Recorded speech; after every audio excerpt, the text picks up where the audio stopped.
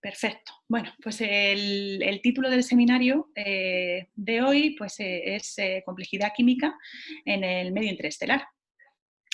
Con esto, pues lo que quiero dar es una visión pues, de los proyectos principales que estoy llevando en el CAP, algunos de ellos en colaboración pues, con personal del CAP, como Jesús, y luego también con personal que se va a incorporar dentro de poco cuando pase toda esta situación de la pandemia, como Víctor Rivilla, que se encuentra ahora mismo en Florencia, en el Observatorio Astrofísico de Archetri, pero que se va a incorporar en un futuro, esperamos que próximo, con un contrato de atracción de talento de la Comunidad de Madrid. Entonces, mi objetivo pues eso, es enseñaros los proyectos principales que estoy llevando a cabo y que se centran sobre todo en entender cómo surge la complejidad química en el medio interestelar. Pero bueno, para aquellos que no sepáis o que no estéis muy familiarizados con lo que es el medio interestelar, no sé si esto lo puedo llevar a algún lado, aquí abajo quizá. Vale. Entonces, el medio interestelar pues, es la materia y la radiación que se encuentra en el espacio entre las estrellas dentro de una galaxia. Entonces, para que os hagáis una idea, pues si este es nuestro sistema solar, esta frontera que hay aquí es la heliosfera, que nos protege de todo lo que hay fuera del sistema solar, pues todo lo que se encuentra fuera es el medio interestelar. Entonces, en lo que nosotros nos centramos pues, es en estudiar la química, es decir, la interacción, las reacciones químicas, las variaciones de abundancia que experimentan moléculas en este medio, que presentan unas condiciones, como os enseñaré, muy extremas, y cómo esa química es capaz de producir o de generar moléculas relativamente complejas e incluso moléculas que pudieron haber participado en esquemas de química prebiótica que dieron lugar al origen de la vida. Vale. Pero ¿dónde se produce esta química? ¿Dónde la observamos? ¿Dónde podemos estudiarla? Pues la estudiamos en nubes moleculares, es decir, en esas regiones en la galaxia donde tenemos una alta concentración de material molecular. Entonces, esto para mostraros lo que es una nube molecular o el aspecto que tiene, pues estos son imágenes de la galaxia a distintas longitudes de onda. Esto es una imagen de la Vía Láctea obtenida a longitudes de onda del óptico, que esto es lo que vemos a simple vista, y luego también a longitudes de onda del infrarrojo cercano, del infrarrojo medio y del infrarrojo lejano. Y una de las primeras cosas que llama la atención cuando se mira estas imágenes, pues es que hay unas regiones oscuras, negras, que se ven en el óptico, y estas regiones oscuras, a medida que vamos a longitudes de onda más largas, en particular al infrarrojo lejano, lo que vemos es que esas regiones son muy brillantes. Entonces, ¿qué es lo que está ocurriendo aquí? Aquí lo que ocurre es que en el medio interestelar tenemos partículas de polvo, y las partículas de polvo, que son microscópicas, son muy eficientes a la hora de absorber toda la radiación en el ultravioleta y en el óptico. Entonces, lo que hacen es que absorben esa radiación y la reemiten, pero la reemiten a longitudes de onda más larga porque la temperatura que tiene el polvo es más fría. Entonces, por eso, en aquellas regiones que aparecen oscuras en el óptico son muy brillantes en el infrarrojo lejano. Esto se ve pues, muy claramente, por ejemplo, en este ejemplo, que este es Barnard 68, que es una nube molecular, bueno, es un núcleo de condensación, pero un núcleo oscuro, ¿no? Entonces, como veis, pues en el óptico inicialmente pues, los astrónomos pensaron que estas regiones, al no presentar ningún tipo de estrellas dentro, pues llegaron a pensar es que estos son regiones vacías del universo. Y en realidad no es que están vacías, ocurre que lo que hacen es que están llenas de partículas de polvo que, como he dicho, son muy eficientes a la hora de absorber la radiación en el ultravioleta y en el óptico. Y lo que hacen es reemitirlo en el infrarrojo. Así, cuando vamos al infrarrojo cercano, lo que vemos es todas aquellas estrellas que se encuentran por detrás del núcleo, pues las vemos, pero claro, ya una vez que el polvo ha reemitido su radiación a longitudes de onda más largas en el infrarrojo cercano. Entonces, como veis, las condiciones físicas de estos núcleos oscuros pues son muy extremas. Tienen unas temperaturas muy bajas, que son muy cercanas al cero absoluto, de unos 10 Kelvin, y luego tienen densidades también muy cercanas al vacío absoluto, que son del orden de 1000, 10.000 partículas, en este caso moléculas de hidrógeno, por centímetro cúbico. Entonces, estas son condiciones muy extremas y son muy diferentes, por ejemplo, a las que nos encontramos en la atmósfera, ¿no? En la atmósfera terrestre. Pues las condiciones de densidad que hay en la atmósfera terrestre pues son hasta 17 órdenes de magnitud superiores a las que vemos, a las que nos encontramos en estos núcleos de condensación. Entonces, como veis, el tipo de química que domina en estas regiones no va a ser reacciones a tres cuerpos, que es como lo que, por ejemplo, nos encontramos en la atmósfera terrestre, sino que son principalmente reacciones a dos cuerpos. Y entonces esto genera una química muy particular. Entonces, estas regiones permiten la presencia de esta química particular porque son capaces de proteger ese material molecular de la radiación externa. Y entonces lo que hacen es que no solamente permiten que sobrevivan esas moléculas, sino que también facilitan la formación de otras nuevas moléculas. Entonces, ¿cómo se forman estas otras moléculas? Hay reacciones en fase gas, como he dicho, a dos cuerpos, pero también tenemos la ayuda de estas partículas de polvo, porque las partículas de polvo no solamente actúan como escudo protector, sino que también actúan como catalizadores, y esto es lo que se indica en esta diapositiva. Entonces, las partículas de polvo, como veis, pues tienen tamaños, a ver que mueva esto, tienen tamaños típicos en el medio interestelar de 0,1 micra, y tienen este tipo de, o pensamos que tienen esta estructura, esta estructura química. Tienen un núcleo, que básicamente son silicatos, y luego están recubiertos por hielos. Entonces, estos hielos, su componente principal es el agua, pero luego también tienen otros compuestos minoritarios, como son el CO, el monóxido de carbono, el dióxido de carbono, el amoníaco, el metano, y luego ya en mucha menor medida pues especies como por ejemplo especies azufradas como el OCS, o luego también moléculas un poco más complejas como el metanol o el etanol. Entonces, como veis, estos granos de polvo pues son catalizadores, son muy buenos catalizadores, porque no solamente permiten que átomos se peguen a la superficie, en particular aquí tenemos átomos de hidrógeno que se pegan, sino que también se pueden pegar pues, otros átomos más pesados. Estos átomos de hidrógeno, como son ligeros, pueden moverse, pueden difundir por la superficie del grano de polvo, pueden encontrar otros átomos más pesados, reaccionar y formar especies más grandes. Estos granos de polvo también reciben calor o reciben energía del exterior por parte de calentamiento por parte de protoestrellas. Eso hace también que radicales en la superficie puedan desplazarse, se puedan mover y puedan reaccionar unos con otros. O luego también reciben radiación ultravioleta, que esto tiene dos efectos. Uno es que destruye las moléculas que se hayan podido formar en la superficie, como en este caso recibe un fotón ultravioleta. Aquí hay una molécula más grande, se destruye, se forman dos moléculas más pequeñas, pero como hay un exceso de energía, son capaces de pasar a la fase gas. O sea, son eyectadas del grano y pueden ya formar parte de la fase gas. Entonces, como veis, las partículas de granos de polvo son realmente un elemento fundamental en cualquier tipo de modelo de química del medio interestelar que queramos realizar. Y además forman un papel fundamental también en la formación de moléculas orgánicas más complejas y moléculas de tipo prebiótico. A ver si esto lo vuelvo a mover. Bueno, a ver si puedo... Ahí. Y entonces simplemente esto era para indicar que el tamaño de estas partículas de polvo, que es del orden de 0,1 micra, pues tienen tamaños similares a algunas bacterias, para que os hagáis una idea de las dimensiones de estas partículas de polvo. En este vídeo, a ver que quite esto de aquí de nuevo. En este vídeo lo que se quiere ilustrar es cómo se forman estos hielos en la superficie de los granos de polvo.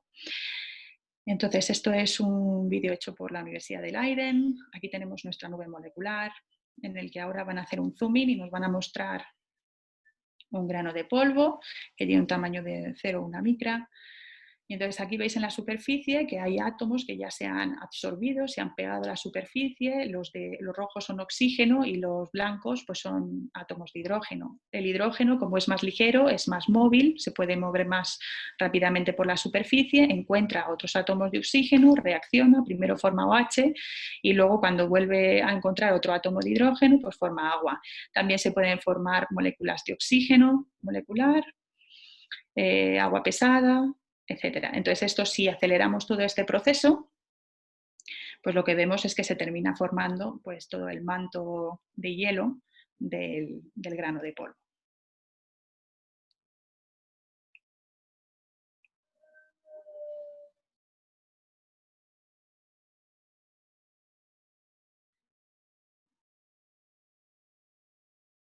Vale.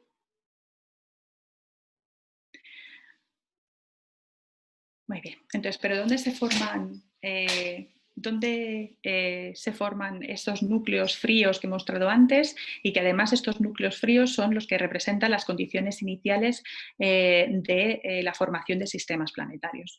Pues estos núcleos fríos se forman en nubes moleculares, como por ejemplo la nube molecular de Tauro, que es la que se ve en esta figura. Aquí la vemos en colores brillantes, porque estas son imágenes tomadas, no se ve oscura, porque son imágenes tomadas con Herschel en el rango de longitudes de onda del infrarrojo lejano. O sea que lo que vemos es justo en las partículas de polvo que están emitiendo la radiación que viene desde de detrás, que han absorbido, pues eso es lo que estamos viendo. Entonces lo que vemos es, si vemos en detalle de determinadas regiones, lo que vemos es una serie de regiones que son un poco más brillantes. Entonces estas regiones más brillantes, si las observamos con otros telescopios, con mayor detalle, con mayor resolución, vemos que lo que tenemos son una serie de núcleos de condensación. Y esto es lo que consideramos que son las condiciones iniciales para la formación de sistemas planetarios.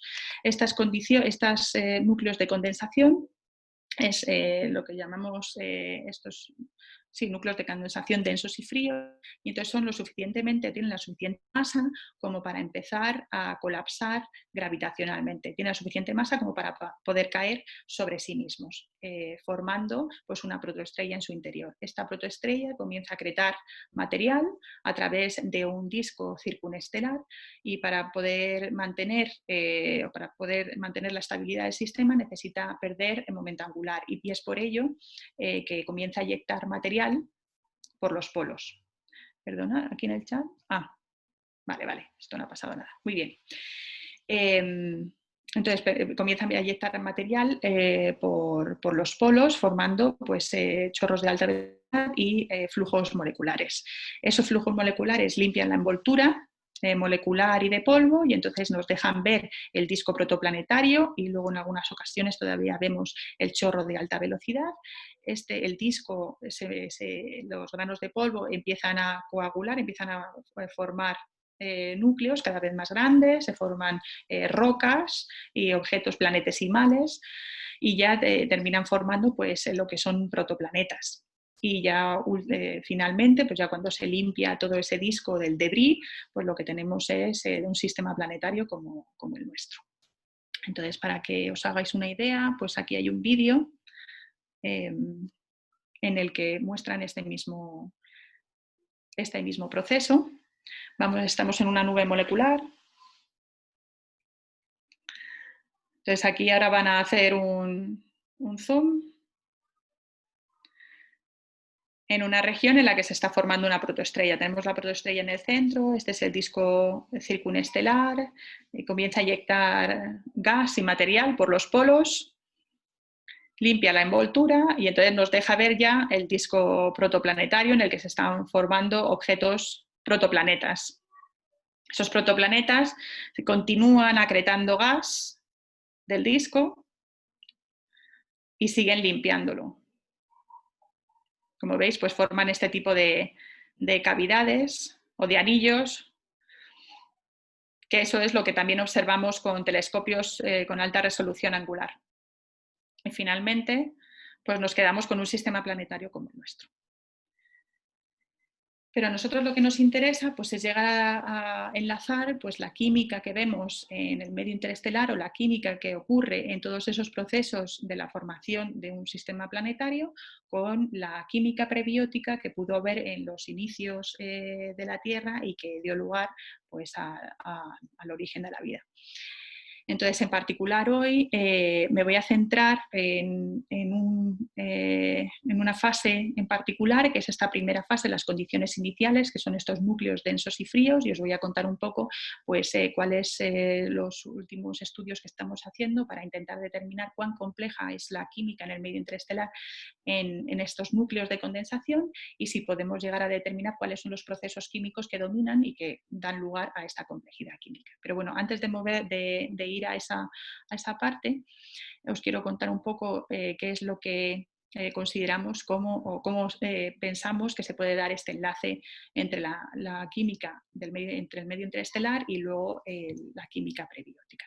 Entonces, ese enlace lo que pensamos es que viene dado por las moléculas orgánicas complejas, que he hablado ya un poco, las he mencionado un poco durante esta charla, y las moléculas orgánicas complejas, pues nosotros consideramos que es complejo todo aquel compuesto basado en carbono, que tiene carbono y que tiene más de 6 átomos. Entonces, estos son ejemplos de moléculas orgánicas complejas que detectamos de forma rutinaria hoy en día.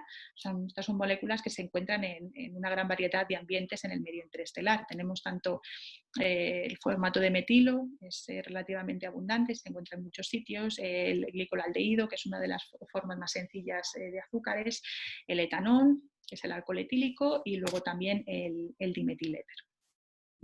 Entonces, algunas de estas moléculas orgánicas complejas pudieron haber sido precursores de la química prebiótica y son moléculas que aparecen en los esquemas químicos de distintas teorías de química prebiótica, como por ejemplo el glicolaldehído, la formanida, el aminoacetonitrilo, que es un posible precursor de la glicina, la urea, y el gliceraldehído, que es la siguiente en complejidad después del glicolaldehído. El gliceraldehído no se ha detectado en el medio interestelar, a pesar de que lo hemos buscado. Entonces, nosotros lo que hemos hecho es coger uno de los esquemas químicos de química prebiótica y en particular pues nos hemos centrado primero en este, que es el del mundo ARN, y nos hemos basado pues, en este esquema químico que primero desarrolló Palmer en el año 2009 y que extendió Patel en el año 2015. Entonces, como veis, en este esquema químico pues, tenemos precursores de ARN, de ribonucleótidos, en esta región, esta franja azul, tenemos precursores de aminoácidos y luego tenemos precursores de azúcares y de lípidos. Entonces nosotros nos hemos centrado en esta parte primero del esquema y como veis esta química pues comienza a partir de moléculas muy sencillas como son el HCN y el formaldehído y a partir de ahí pues paso a paso van generando todo el esquema de complejidad química. Entonces nuestra pregunta era es cierto que pueden empezar a partir de moléculas sencillas, pero ¿qué ocurre si algunas de estas moléculas se pudieran formar en el medio interestelar y pudieran entrar dentro de este esquema químico en unas fases posteriores, facilitando pues que los procesos químicos posteriores pues, se pudieran tener lugar? Entonces miramos cada una de estas especies moleculares una a una y entonces vimos que todas estas que están en azul son aquellas que están detectadas ya en el medio interestelar. En particular esta es la primera que detectamos, que la reportamos el año pasado, en el 2019, y entonces lo que decidimos fue centrarnos en las siguientes por orden de complejidad, como por ejemplo esta la urea, el 2-aminoxazol, el gliceraldehído y la dihidroxiacetona. Son estas las que tengo aquí también mencionadas. También buscamos la glicina, porque bueno, es algo que llevo buscando ya hace bastantes años. Entonces, la urea el año pasado, cuando nosotros empezamos este estudio, no estaba detectada, pero bueno, el grupo de Arnaud Veloche en el Max Planck, pues publicó la primera detección de esta molécula el año pasado, hacia mediados del año pasado, en una región de formación estelar, en Sagitario B2N, donde se están formando un gran número de estrellas masivas. Entonces, bueno, realizamos este estudio en dos fuentes. una es una protoestrella y otra es esta, una nube molecular que se encuentra en el centro galáctico, que se llama G0693-0.027. Y entonces nos llevamos la grata sorpresa pues que la urea está detectada. Entonces, ¿cómo detectamos la urea? Cada molécula tiene unas señales, por así decir, un espectro rotacional único e inconfundible. Se determina muy bien en el laboratorio y entonces nosotros lo que hacemos es que realizamos barridos espectroscópicos que cubren decenas de gigahercios con radiotelescopios y lo que hacemos es ir buscando cada una de estas transiciones en esos barridos espectroscópicos donde tenemos cientos, miles de líneas. Entonces vamos buscando cada una de estas señales, cada una de estas líneas de cada molécula, las asignamos y entonces si vemos que un mínimo de 8 o 10 están limpias de contaminación por parte de otras moléculas y están bien detectadas, entonces podemos confirmar que esa molécula está detectada en el medio interestelar. Esto es lo que hicimos con la urea en esta fuente y como veis pues las abundancias que tenemos en esta fuente pues son muy bajas, son del orden de 10 elevado 5 veces 10 elevado a la menos 11 con respecto al hidrógeno molecular. O sea que son abundantes, es por ello que como son poco abundantes es más difícil detectarlas. Para las otras moléculas en las que estábamos interesados, pues el gliceraldehído, la dihidroxiacetona, como veis, solamente tenemos límites superiores, no tenemos detecciones. Para otras que ya se habían detectado anteriormente, como el aminoacetonitrilo o el glicolonitrilo, pues por ejemplo tenemos límites superiores en esta fuente, pero ahora puedo decir que hemos realizado barridos espectrales mucho más sensibles este último año y estas moléculas, por ejemplo, sí que las tenemos detectadas en esta fuente. O sea que lo que pensamos es que podemos tener acceso a estas moléculas, pensamos que se pueden formar en el medio interestelar, lo que pasa es que en la actualidad estamos limitados por la sensibilidad de nuestros barridos espectrales, principalmente. Entonces, todavía queda algo de espacio para seguir mejorando estos barridos espectrales, para seguir bajando en sensibilidad o para seguir bajando en el ruido y poder detectar más de estas especies moleculares. Entonces, a día de hoy, pues, bueno, este es el esquema que teníamos hace un año, básicamente el esquema que os he mostrado anteriormente de Patel en el 2015, pero bueno, con las un poco más sintetizado. Y entonces estas eran, en verde, eran las especies moleculares que se habían detectado hasta la fecha. Y desde el año pasado, pues ya tenemos dos de estas moléculas, tres moléculas que están detectadas. Entonces lo que esperamos es seguir poblando este esquema químico con más detecciones de este tipo. Entonces ahora lo que estamos haciendo es analizando estos nuevos datos y esperamos proporcionar pues un número mayor de detecciones. De hecho tenemos ya como 4 o 5 moléculas nuevas detectadas y bueno, pues os lo iremos contando en siguientes charlas. Aquí, a ver, ¿ha pasado algo? No, vale. Bueno, entonces, el otro aspecto en el que estoy interesada, pues es en, que ya lo he comentado, lo he mencionado un poquito antes, es en estudiar cuándo comienza la complejidad química. En qué fase de la formación de un sistema planetario podemos decir ya que comienza o podemos observar esa complejidad química. Entonces, y en particular, nos estamos centrando en estas fases iniciales, que son las fases de núcleos de condensación densos y fríos, que los llamamos núcleos preestelares. Y eso es en lo que voy a contar a continuación. Entonces, ¿qué es un núcleo preestelar? Un núcleo preestelar, un núcleo de condensación preestelar, pues es lo que consideramos que son precursores de sistemas de tipo solar. Son núcleos fríos que tienen unas temperaturas del orden de 10 Kelvin y son densos y que además sabemos que están colapsando gravitacionalmente. Hay otros núcleos densos y fríos, como por ejemplo el que he mostrado al principio de la charla, que es Barnard 68, que ese sabemos que es núcleo, que es frío y que es denso, pero no está colapsando gravitacionalmente. Entonces ese puede que forme un sistema planetario o puede que no forme un sistema planetario. Entonces, aquellos en los que nosotros nos estamos centrando pues es en aquellos que sabemos que van a formar un sistema planetario porque sabemos que están colapsando gravitacionalmente. Estos núcleos, aunque están colapsando, no tienen una protoestrella todavía en su interior, o sea que no tienen ningún tipo de calentamiento interno y entonces la química que observamos en estos núcleos está caracterizado por temperaturas muy bajas y por densidades altas.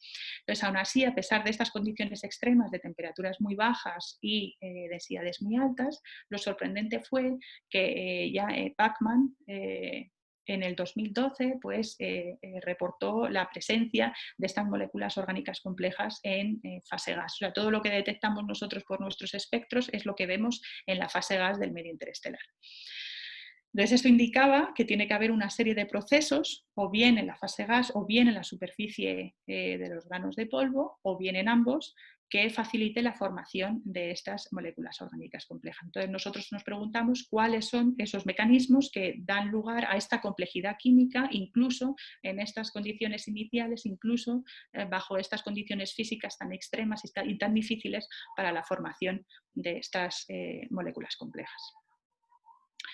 ¿Y por qué? ¿Por qué estamos interesados en estudiar esto? Pues estamos interesados porque hay cada vez más evidencias que indican que la composición la composición química de compuestos volátiles en cometas y en planetesimales pueden ser o se pueden heredar de la fase preestelar, es decir, de la fase de estos núcleos preestelares y de la fase de protoestrella, de la fase protoestelar. Entonces, este es un trabajo que publicó María Drozdovskaya el año pasado, en el que ella compara las abundancias con relación al metanol de unas especies moleculares complejas que se han medido en esta protoestrella, en IRAS 16293, y las ha comparado con aquellas abundancias relativas que se han medido en el cometa 67P Churyumov-Gerasimenko con la misión Rosetta. Entonces, lo que ellos vieron es que hay una correlación entre las abundancias que se miden en esta protoestrella y con lo que se encuentra, con lo que se mide en cometas. Entonces, ellos se han centrado en la fase protoestelar. Lo que nosotros queremos hacer es ver qué cantidad de ese material complejo puede formarse incluso antes, en la fase preestelar. Entonces, para ello, lo que hicimos fue coger un núcleo preestelar prototípico, que es L1544. Este es uno de los núcleos preestelares que se ha estudiado con mayor detalle. Conocemos la estructura en densidad, en función del radio, conocemos también la distribución de temperatura, del polvo, del gas, conocemos también muy bien la extinción, como vemos aquí. Y este núcleo preestelar pues, tiene tres regiones claramente diferenciadas. Tiene una región externa que tiene una extinción por menos de 3 magnitudes, luego tiene una región que la llaman la zona de nube oscura y luego tiene una región más interna en la que ya la extinción ya sube por encima de 10 magnitudes. Eso, lo de la extinción está relacionada con la cantidad de material que hay en la línea de mira. O sea, lo que indica es que hay más material en estas zonas internas. Aquí la densidad de moléculas y de partículas es mucho mayor que la que hay en esta región más externa y que la que hay ya en la región aún más extendida del núcleo. Entonces, lo que tenemos es un aumento hacia el interior de la densidad, pero la temperatura disminuye hacia el interior porque es cada vez más frío. Y eso es lo que genera un efecto muy peculiar, que es que todo elemento que se encuentra, todo compuesto que se encuentra en la fase gas va a tender a pegarse a la superficie de los granos de polvo, lo que hace, y entonces el efecto que hace es que mucho del material molecular en esta región, se pega, desaparece la fase gas y lo que vemos es como un agujero en su distribución, que eso es lo que vemos aquí. Esto es un mapa de metanol. Entonces, este es el tamaño de esta región de zona de deuteración, que es una química que, bueno, es otro día si queréis os explico qué es lo que es. Entonces tenemos esta región interna, entonces lo que ocurre es que en esta región interna, como la densidad es muy alta y la temperatura es muy baja, prácticamente todas las moléculas se pegan a la superficie, desaparecen de la fase gas y lo que vemos es este agujero. Cuando vamos a la parte, nos alejamos, vamos a una parte un poco más externa, lo que vemos es que estas moléculas todavía no se han pegado y entonces vemos que esas moléculas pues, presentan un mayor brillo, por así decir, o son más intensas en esas partes más externas. Y eso es lo que le pasa al metanol, en este caso en particular. Entonces lo que hicimos es, como estábamos interesados en detectar estas moléculas orgánicas complejas, pues cogimos dos posiciones, cogimos las posiciones para observar, cogimos la posición central del núcleo, que es donde se supone que es la región donde más moléculas se van a pegar, y luego cogimos esta región más externa, que es la del pico de metanol, donde esperábamos detectar pues, moléculas orgánicas complejas. Esto lo hicimos con el 30 metros, con un radiotelescopio que se encuentra en Sierra Nevada y que tiene 30 metros de diámetro. Y tengo que decir que solamente hicimos observaciones en dos posiciones porque nos llevó unas 15 horas observar cada posición. O sea que para este tipo de proyectos, pues 15 horas, convencer a un comité de programas para que te dé 30 horas para observar solamente dos posiciones, pues es realmente difícil, es realmente complicado, porque es un montón, es una gran cantidad de tiempo para un telescopio de este tipo. Entonces, bueno, estas son las observaciones, llegamos a unos niveles de ruido muy buenos que nos permitieron detectar pues muchas de estas moléculas orgánicas complejas, de hecho por primera vez en un núcleo preestelar.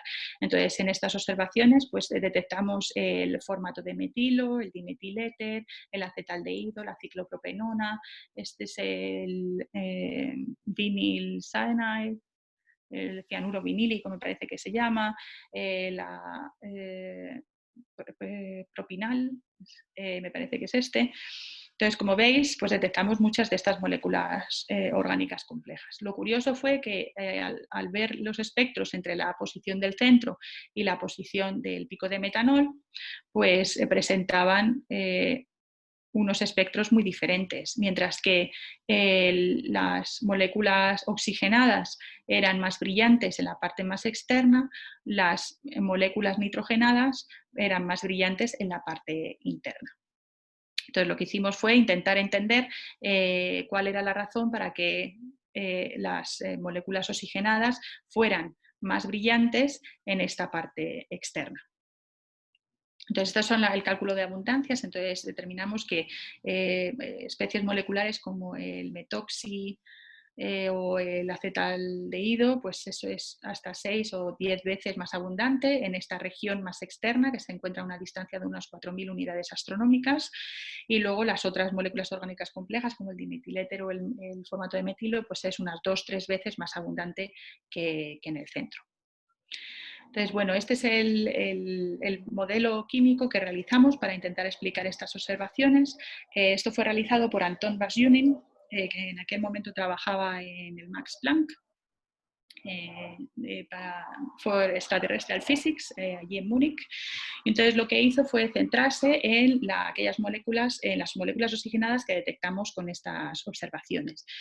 Entonces lo que hizo fue en cada punto del núcleo preestelar, como sabemos sus condiciones de densidad y temperatura, corrimos los modelos químicos para esas condiciones y aquí veis la distribución de las abundancias de estas especies moleculares en función del radio. Este es el centro del núcleo preestelar y esta es la parte más externa. Entonces lo que veis es que todas las moléculas orgánicas complejas presentan una distribución similar. Tienen unas abundancias muy bajas hacia el interior, presentan un aumento de su abundancia precisamente a una distancia de unos 4.000 unidades astronómicas, que es donde tenemos esta segunda posición donde se ve el metanol también, que es muy brillante, y luego sus abundancias disminuyen a medida que nos vamos hacia el exterior. Entonces podemos decir que la química en este núcleo se puede dividir en tres regiones bien diferenciadas, región A, más externa, región B, que es a distancias intermedias, y la región C, que es la parte más interna. Entonces, ¿qué es lo que está ocurriendo aquí? ¿Qué es lo que produce esta variación de las abundancias en función del radio? Pues es básicamente un efecto de la química y un efecto de las distintas condiciones, en particular de la densidad, de la distribución de densidad dentro del núcleo preestelar. En las fases más externas, como las densidades son inferiores a 10 a la 4, lo que ocurre es que la química está dominada por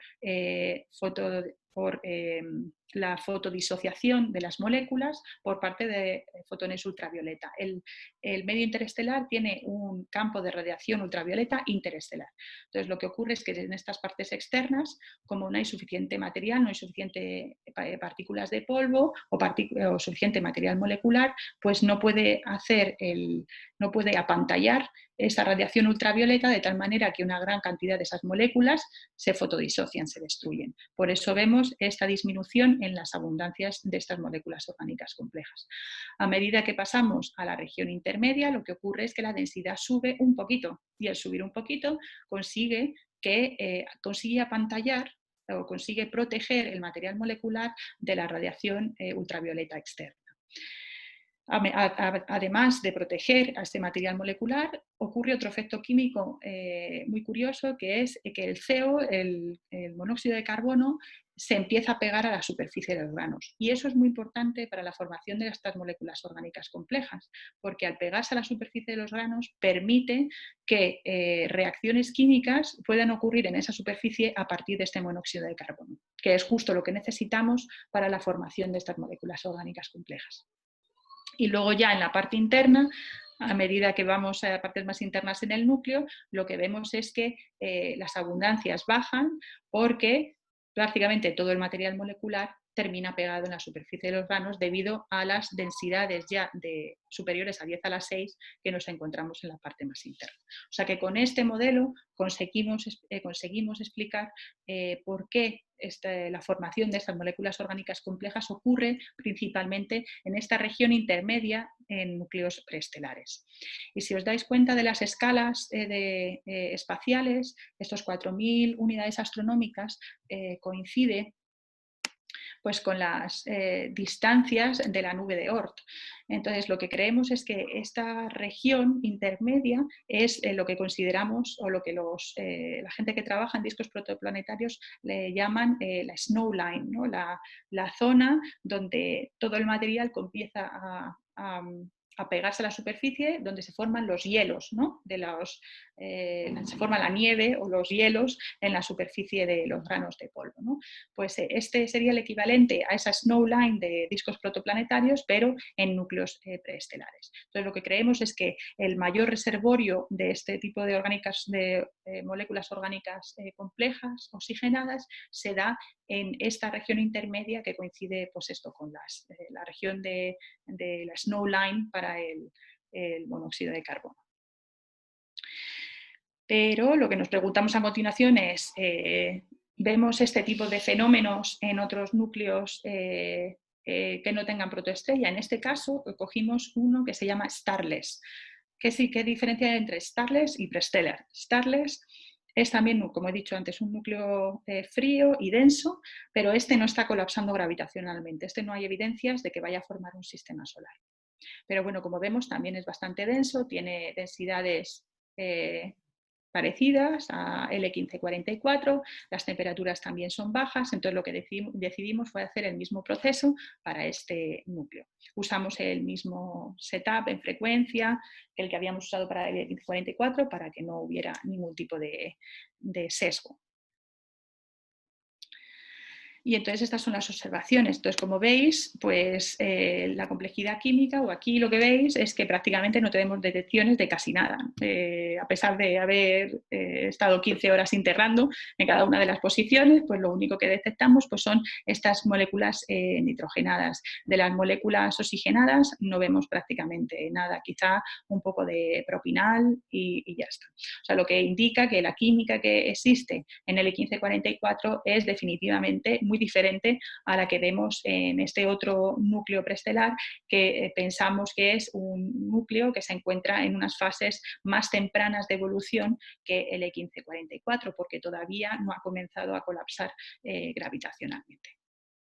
Entonces, ¿cuáles son los hechos observacionales? Los hechos observacionales, cuando comparamos el E1544 y el E1498, estos dos núcleos de condensación, es que las moléculas orgánicas complejas oxigenadas no se detectan en el E1498. El comportamiento también entre las nitrogenadas y las oxigenadas son totalmente distintos, eso no lo he mencionado aquí, pero como veis en el E1544 lo que veíamos es que las nitrogenadas eran más brillantes en el centro. Aquí, en este núcleo, las nitrogenadas son más abundantes en la parte externa. O sea que hay un comportamiento totalmente distinto en los dos núcleos para las moléculas con nitrógeno. Y luego además lo que vemos es que en general pues, hay un menor nivel de complejidad química. Entonces, ¿qué es lo que creemos que puede explicar estos hechos observacionales? Pues el hecho de que no detectamos moléculas orgánicas complejas oxigenadas puede ser debido a que hay un menor nivel de pegado o de depleción del monóxido de carbono en los granos de polvo. Y además, o de otros precursores de moléculas orgánicas complejas en el E1498, simplemente como efecto de una menor densidad. O sea, la densidad es mucho menor en este núcleo sin estrella, starless, porque todavía están en unas fases más tempranas de evolución y por lo tanto el CO todavía no ha tenido tiempo para pegarse, para reaccionar y para formar más moléculas orgánicas complejas. En cuanto al comportamiento opuesto de las moléculas nitrogenadas, es algo que tenemos que investigar más en detalle porque la química del nitrógeno es muy compleja, pero es posible que sea debido a que hay más nitrógeno atómico o nitrógeno molecular disponible en la fase gas para reaccionar y formar de estas moléculas orgánicas complejas nitrogenadas. Y luego lo que creemos es que el hecho de que haya una menor complejidad química pues es debido a un efecto de evolución. Entonces, lo que creemos es que la complejidad química aumenta a medida que el núcleo colapsa en su camino pues, para formar un sistema planetario. Y con esto pues ya dejo las conclusiones y si tenéis alguna pregunta, pues adelante. A ver si hay alguna en el chat. No.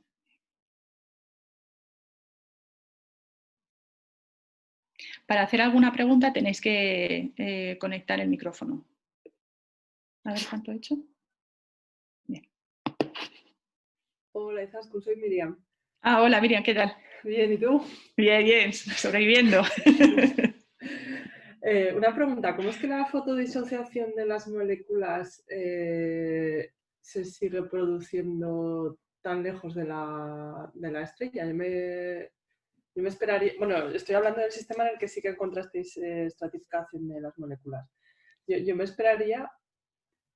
Aquí, ¿no? ¿Dices? Sí, bueno, igual es simplemente una cuestión de notación, pero bueno, supongo que la fotodisociación se produce en los tres estratos, no solamente en el más alejado. A ver, la fotodisociación, esta es la parte más externa del núcleo. Sí. O sea, esta sería una región en la que la extinción, el nivel de extinción, baja por debajo de 3 magnitudes. Entonces, porque hay que tener en cuenta que estos efectos de fotodisociación son solamente eficientes cuando tienes un nivel de extinción por debajo de 5 magnitudes. Entonces, lo que tienes es el campo, porque dentro, en estos núcleos no tienen ningún tipo de estrella, no tienen ningún tipo de protoestrella. O sea, no hay campo de radiación que venga por parte de ningún tipo de objeto protoestelar.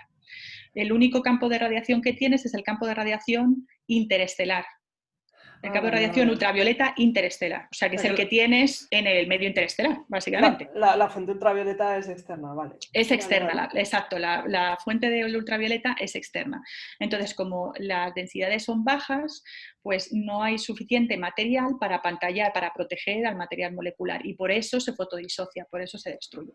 Vale, es que lo había entendido al revés, pensaba que había una estrella en el centro y no entendía nada. Vale, no, vale. no. Aquí en estos núcleos lo bueno que tienes es que no tienes ningún tipo de objeto estelar. O sea, toda la química que ves es simplemente química del medio interestelar sin ningún tipo de intervención de ningún objeto estelar. Vale. Porque no tienes nada en el centro, o sea, la protoestrella no se ha formado todavía. Vale, De entonces, hecho, la temperatura en el centro, en estas partes centrales, baja incluso a 6 Kelvin, cuando en la parte más externa pues, llega a ser de unos 14 Kelvin, aquí en la parte intermedia son unos 10 Kelvin, o sea que la temperatura es muy, muy baja en estos núcleos. vale, y entonces, siguiendo en esta línea, ¿habéis encontrado alguna diferencia con el entorno en el que está la segunda fuente?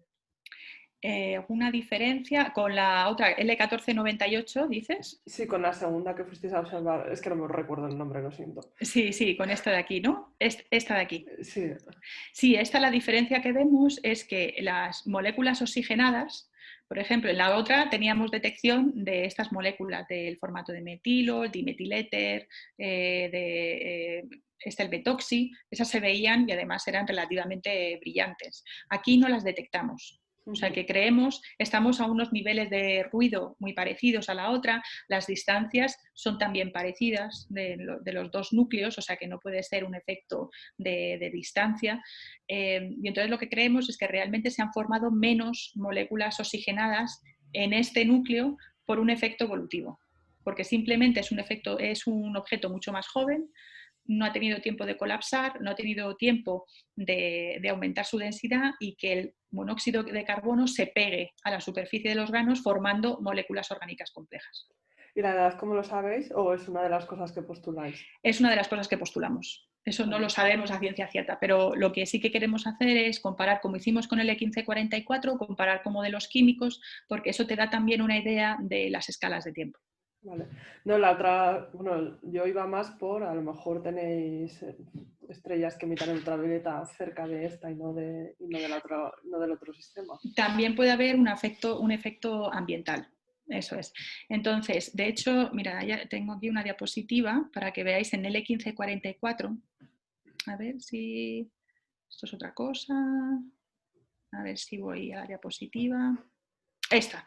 Entonces, estos son mapas que se han hecho para ILE 1544 con otras especies moleculares, ¿no? Aquí tenemos, este es el metanol, que es el que os he mostrado antes, que como veis, pues presenta su máximo de emisión aquí. Y este es otra especie molecular que es el HNCO. Entonces, como veis, la distribución es muy diferente al metanol, ¿no? Entonces, lo primero que destaca es que eso puede ser debido a distintas químicas, ¿no? Que es lo que he dicho antes, que la química del nitrógeno, de las moléculas nitrogenadas y oxigenadas es muy distinta, ¿no? Pero lo que es curioso aquí es que el metanol presente su máximo de emisión aquí, que sea mucho más brillante aquí que aquí, si en el fondo tendría que ser una especie de capa de cebolla, ¿no? Por así decir.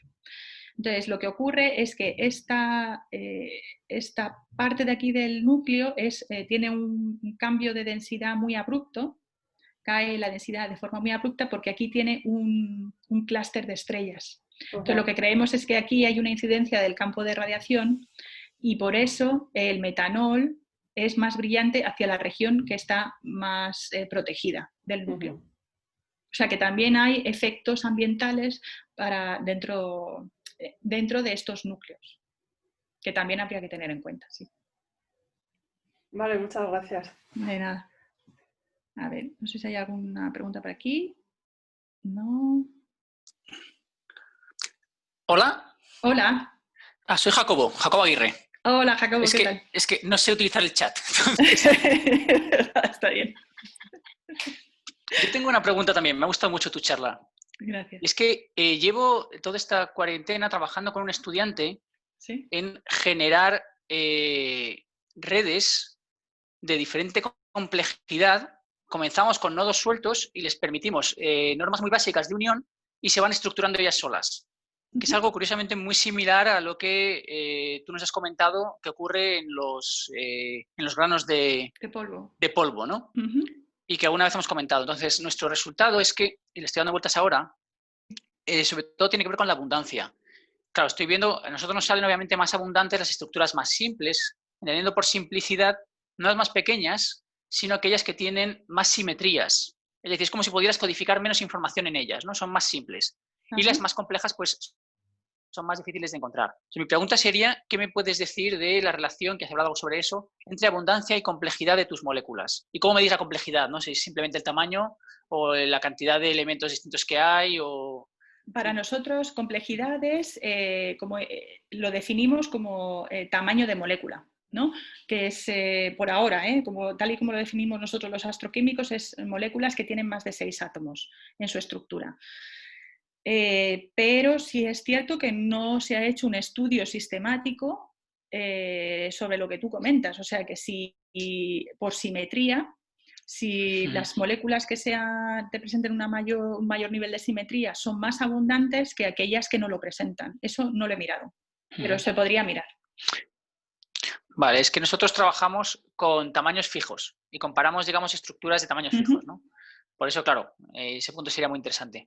Vale, fenomenal. ¿Y sabes algo así en plan general que se sepa de estas cosas? ¿O incluso formas más complejas de entender la complejidad de las moléculas? ¿O todo el mundo utiliza vuestro criterio de si es más grande, es más complejo y ya está? No, por ahora el criterio que utilizamos, que utiliza todo el mundo, o sea, de forma en este campo, es por tamaño de molécula. Vale, de acuerdo. No por el número de átomos que haya, o sea, por átomos distintos, ¿no? Por ejemplo, que haya dentro de una molécula. Porque tienes que tener en cuenta que hasta hace muy poco la mayor parte de estas moléculas orgánicas complejas no se conocían. O sea, que es que contábamos con un número muy limitado, muy pequeño de estas moléculas orgánicas complejas. O sea, que es algo que no se ha planteado, pero bueno, ahora como tenemos más, es algo que podríamos hablar y que podríamos discutir, podríamos analizarlo, porque ya tenemos tenemos un reservorio ya de moléculas orgánicas complejas que sí podríamos estudiar y podríamos hacer ese tipo de análisis. Y de forma muy genérica, ya para terminar, si tuvieras que dar una respuesta a la pregunta de por qué unas son más abundantes que otras, ¿hay una respuesta fácil, simple a esa pregunta? ¿Dentro de las moléculas orgánicas complejas o...? Sí. ¿Sí? Pues, por ejemplo, el metanol es una de las más abundantes y es de las más abundantes porque es básicamente como la primera, ¿no? La más pequeña. De las moléculas orgánicas complejas es más abundante porque es la más pequeña, básicamente. Si quieres subir ya al siguiente nivel, por ejemplo, después del metanol es el etanol, ¿no? Pues ahí ya hay una caída de la abundancia que a lo mejor puede ser de 3 órdenes de magnitud. Vale, o sea que hay una relación directa con el tamaño. Sí, claro, porque tienes que tener en cuenta que esta molécula, o sea, tú lo que haces, el metanol, la manera en la que se forma es que tienes pues el CO, ¿no? El monóxido de carbono en la superficie del grano y tienes átomos de hidrógeno que van desplazándose, ¿no? Y entonces tiene que encontrar la molécula de CO, se reacciona y forma el HCO. El HCO, H2CO, H2CO, así vas añadiendo átomos de hidrógeno hasta que vas formando la molécula más grande. Entonces, claro. A medida que tienes que ir añadiendo más átomos de hidrógeno, pues claro, es menos eficiente el proceso. Claro. Muy bien, fenomenal. Vale. Pues muchas gracias por todo. No, muchas gracias a ti. A ver, ¿hay alguna pregunta más?